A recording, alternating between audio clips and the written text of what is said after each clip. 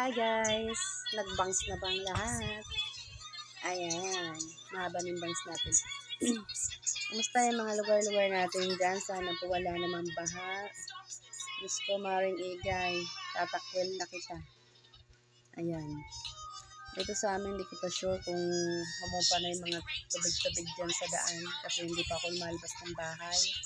Dito pa ako sa aming longga ni Kulot. Ayan si Kulot. Ayan. Hindi pa kami lumalabas. Hindi pa kami gutom eh. Pag nagutom kami, saka na kami lalabas.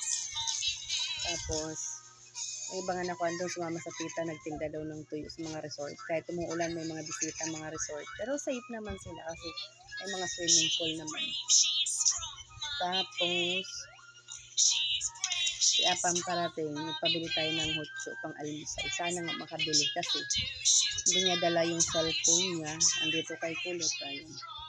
Si Apam biyara magdala ng cellphone yan. Kasi minsan, bawal sa work nila yung cellphone. Ayan. Parang puti na mukha ako.